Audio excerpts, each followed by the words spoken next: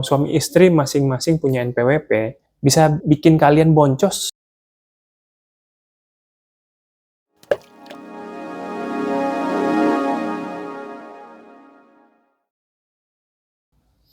Hai, balik lagi sama gue Jack, praktisi keuangan bersertifikasi khususnya di bidang pajak dan bea cukai. Di sini gue akan berbagi informasi dan edukasi yang sederhana, tapi pastinya bermanfaat buat kalian semua. Dan kali ini gue akan bahas topik yang penting banget buat kalian ketahui. Kalian udah nikah? Atau lagi ngerencanain nikah? Atau mungkin masih jomblo? Minimal tahu dulu hal ini, jadi nanti bisa dipersiapkan pas udah dapet calonnya. Masih banyak yang belum paham atau bahkan sama sekali nggak kepikiran apakah NPWP suami dan istri itu sebaiknya digabung atau dipisah. Emang apa bedanya? Jawabannya beda banget. Sebelum gue bahas bedanya di mana, gue mau kasih tahu dulu kalau menurut Undang-Undang Perpajakan kita, suami istri itu merupakan satu kesatuan secara ekonomi. Defaultnya begitu. Maksudnya apa? Maksudnya tidak peduli penghasilan itu asalnya dari mana, apakah cuma dari suami, atau cuma dari istri, atau dari dua-duanya. Tetap dianggap satu kesatuan. Ini sejalan dengan Undang-Undang Perkawinan juga. Konsepnya kurang lebih sama. Kecuali kalau memang secara sadar mau dipisah, bisa dibuat perjanjian pisah harta. Nah, balik ke implikasi kalau NPWP digabung atau dipisah. Memang kalau dipikir logikanya, apa bedanya sih? Kan cuma masalah administrasinya aja. Emang sesignifikan apa? Jawabannya sangat signifikan. Yuk kita bahas. Jadi kayak tadi yang gue bilang, by default pernikahan itu menggabungkan dua entitas ekonomi menjadi satu. Tapi kalau sebelum pernikahan si calon suami dan calon istri ternyata punya NPWP masing-masing, yang mana ini sangat umum terjadi ya, bisa bikin kalian boncos kalau nggak buru-buru digabungin. Penjelasannya gini, kalau punya NPWP itu kan artinya kita punya kewajiban perpajakan ya, khususnya untuk urusan pajak penghasilan nih. Dan kalau suami istri masing-masing punya NPWP, artinya kewajiban perpajakannya ya masing-masing juga. Nah, kalau sampai sini masih belum terjawab kenapa bisa boncos, kita masuk ke pembahasan yang lebih teknis. Yang udah familiar dengan tarif pajak penghasilan perorangan, pasti tahu kalau tarifnya itu berjenjang alias bertingkat. Sebutannya tuh bracket tarif pajak, mulai dari 5% kalau penghasilan kena pajaknya sampai dengan 60 juta setahun, lalu kalau lebih lanjut ke 15% sampai penghasilan kena pajaknya itu 250 juta setahun. Lebih lagi dari itu lanjut ke 25% untuk bagian penghasilan kena pajak sampai dengan 500 juta setahun. Terus selebihnya kena 30%. Dan bahkan sekarang bisa sampai 35% buat orang-orang yang super kaya, yang penghasilan kena pajaknya itu di atas 5 miliar setahun.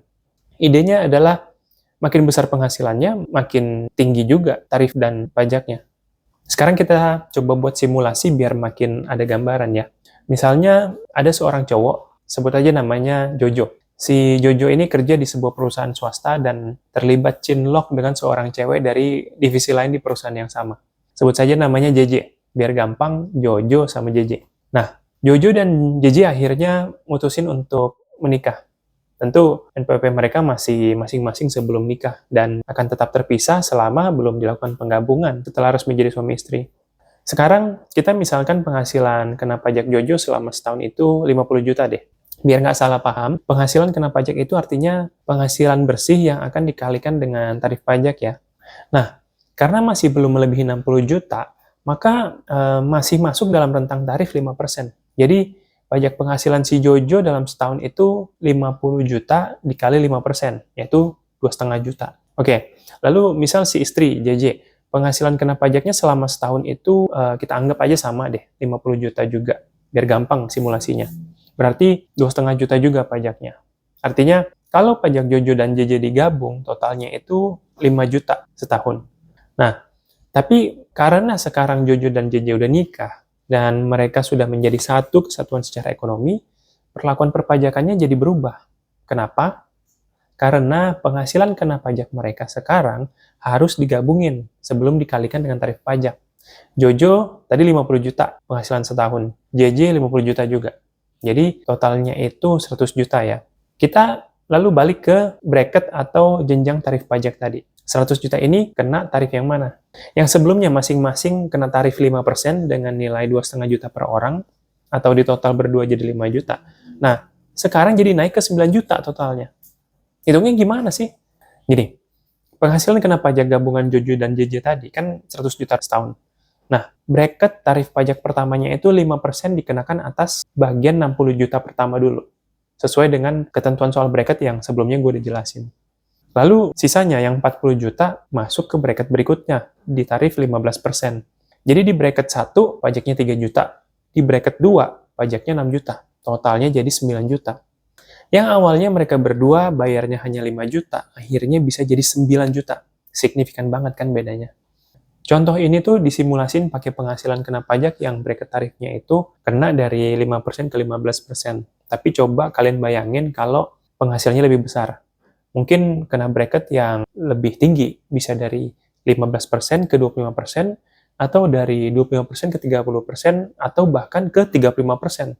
Lompatan nilai pajaknya itu bisa makin jauh karena persentase tarifnya juga makin besar. Gue harap simulasi ini bisa bantu kalian lebih mudah paham ya.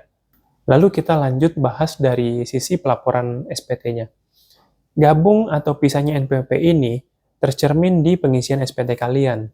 Kalau buat yang NPWP suami dan istrinya masing-masing, akan ada perhitungan khusus yang disiapin Dirjen Pajak di formulir SPT untuk menghitung pajak suami dan istri, dan bagaimana pembagian porsinya. Berapa yang harus dilapor di SPT si suami, dan berapa yang harus dilapor di SPT si istri.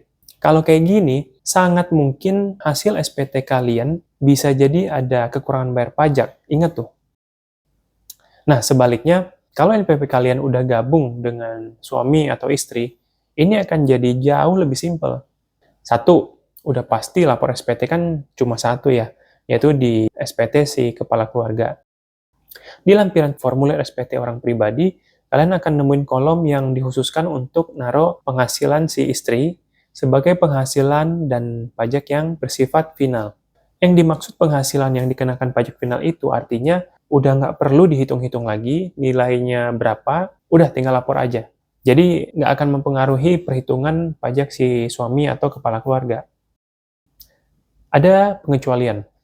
Kondisi yang gue jelasin barusan, di mana penghasilan si istri bisa dianggap sebagai penghasilan yang kena pajak final itu, hanya kalau si istri kerja dari satu pemberi kerja ya. Kalau kerja di lebih dari satu pemberi kerja atau punya bisnis misalnya, nggak bisa pakai mekanisme pajak final gini. Kalau seperti itu, benefit dari penggabungan NPWP bisa jadi malah nyaris nggak ada. Memang lapor SPT-nya jadi cukup hanya satu, tapi penghematan pajaknya bisa dibilang nggak ada. Malah mungkin kalau si istri punya usaha atau bisnis sendiri, dengan ngelaporin SPT-nya sendiri, bisa jadi lebih memudahkan dalam hal ngontrol kondisi bisnisnya. Jadi, bisnisnya itu sengaja dipisah biar nggak kecampur-campur dengan penghasilan si suami.